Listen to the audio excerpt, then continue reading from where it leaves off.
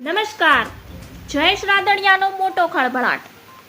જયેશ રાદડિયા જેની સ્થાનિક લેવલ પર બહુ સારી પકડ છે અને ઇફકોના ડિરેક્ટર પણ છે. આ રણનીતિના આધારે જેને ફરીથી દાદાની સરકારના મંત્રીમંડળમાં સ્થાન મળી શકે તેવી વાત ચાલી રહી છે.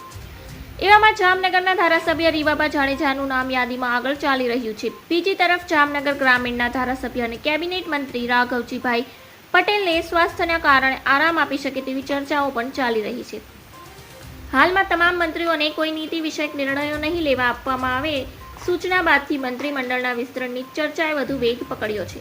પણ એ ચોક્કસ જોવાનું રહેશે કે રાજ્ય સરકારના કેબિનેટ વિસ્તરણમાં કેટલીક જગ્યા પર સરપ્રાઇઝ મળશે તો કોઈ જગ્યાએ રાજકીય કમિટમેન્ટ પૂરા થશે.